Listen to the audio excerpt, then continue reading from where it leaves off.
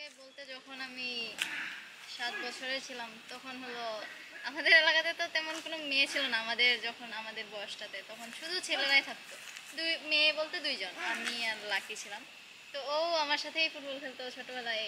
এই খেলার মানুষ নাই, ছেলেরার সাথেই খেলতাম। তো ছেলেরা খেলা ক্রিকেট, মার্বেল, ফুটবল এইসবই।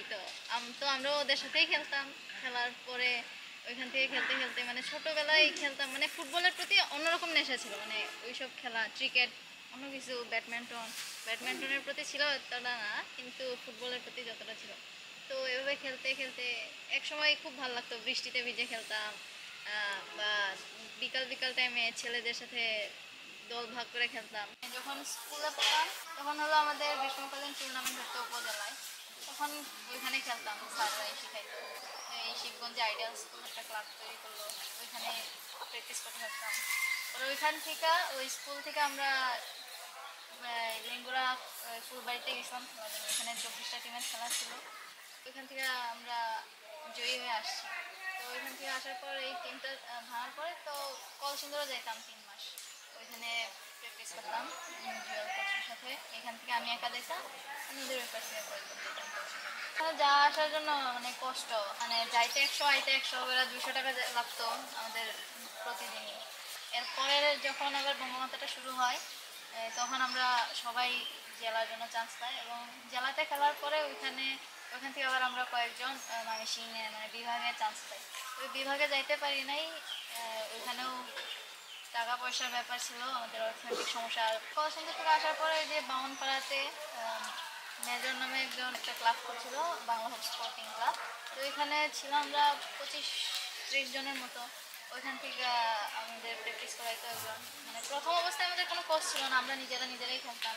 তো যতটুকু পারতাম ওখানে খেলতাম। এরপরে আমাদের জন্য একটা কোচ রাখা হয়। তো একদিন আমাদের স্যার বলতেছে যে আমাদের 50,000 টাকার চেক আসছে। সবার সাথে আমরা আলোচনা করে বলছিলাম যে আমাদের যে 50,000 টাকার চেকটা আসছে সেখান থেকে আমরা কিছু টাকা দিয়ে আমাদের জিনিসগুলো চাওয়ার জন্য স্যারকে বলবো। তো সবাই বললো যে তাহলে তুমি ক্যাপ্টেন, তুমি বলো। তো একদিন আমি স্যারকে বললাম যে স্যার আমাদের যাবতীয় যে জিনিসগুলো লাগে, জার্সি, বুট, সেফগার্ড, ব্যথা পেলে আমাদের যে মুভ টুফ লাগে, এগুলো যেন আমাদের জন্য দেওয়া হয়। স্যার হঠাৎ করে রেগে গেছে, রেগে গিয়ে বলতেছে তোমাকে কে বলছে এত টাকা আসছে, তুমি কিভাবে জানো? তো স্যার হয়তো কথাটা গোপন করার জন্য তখন অস্বীকার করে ফেলছে। স্কুলের হেড টিচারকে বলি, ওরা 2জন যে এক পক্ষে হয়ে যাবে তো আমি তো জানি না, বুঝতে পারিনি। ওরা আমার উপরে একটু রাগ হয়ে যায়। তো হঠাৎ করে স্যার বলতেছে যে বিজয়া, তোমার আর এই ক্লাবে আসতে হবে না, তোমাকে আমরা বাদ দিয়ে দিছি। সব প্লেয়াররাই বলতেছে তোমাকে আর লাগবে না।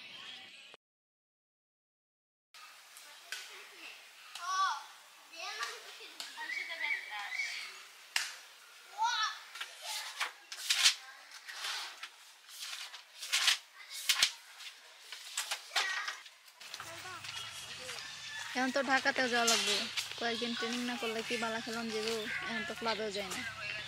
তুই তো কলেজের কইতারস কয়েকদিন ট্রেনিং দিলে ভালো হয় তোর লাগে, আরো বাসার কাছে।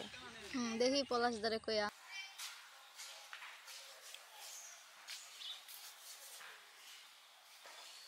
তোমার দাদা আসতেছে। ভালো আছো? হ্যাঁ ভালো আছি, তুমি কেমন আছো? এই তো ভালো আছি। খেলায় ট্রায়ালের জন্য যেতেছি। তো এখন তো কোচ টোচ পাইতেছি না প্র্যাকটিসের জন্য। তো তুমি যদি কয়েকদিন আমার একটা কথা বলো। তুমি আগে কোথাও কোনো কোচিং টোচিং করছো? হ্যাঁ দাদা, আগে কোচিং করছি বলতে কি ক্লাস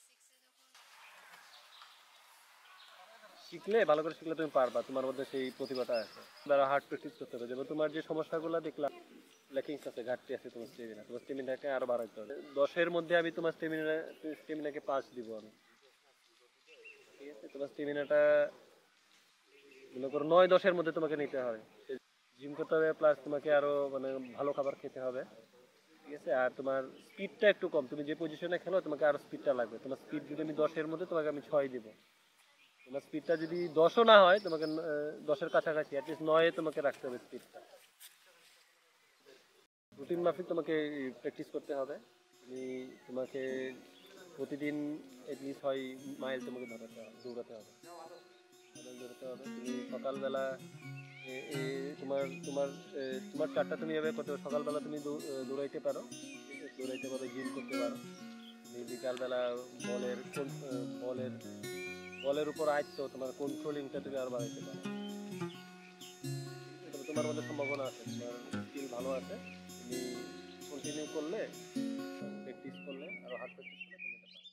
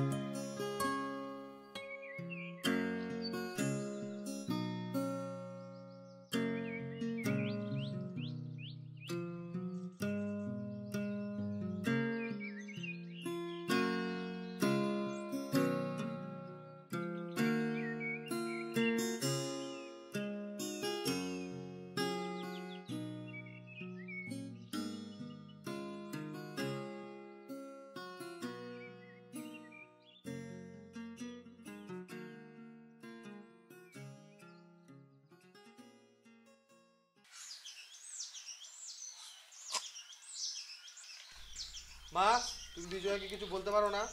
সারাক্ষণ শুধু মোবাইল আর ফুটবল। কলেজে উঠছে, ঠিক করে পড়াশোনা করার নামে নাই।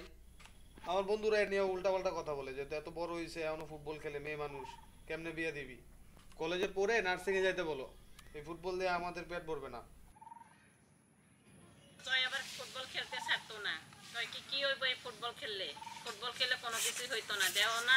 আমরাও খেলতে খেলতে নেত্রকোনা পর্যন্ত গেলাম, তারে আর কোনো দিকে যাওয়ার চান্স দিল না। চান্স পাইছে, পাওয়ার সত্ত্বেও বা নেতা ফেতার বাইশটা বাগনা তারারে নিল, জয়রান নিল না। এর থেকে তার মনে যে একটা আঘাত লাগলো। পরে তার বোনেরা খালি কয় তুমি খেলবা না, ফুটবল খেলবা না। তারপরে হে খালি কইতো আমি ফুটবল খেলুম, তুমি গেছো না দেখে কি হয়েছে, আমি যাবো, আমি খেলুমই।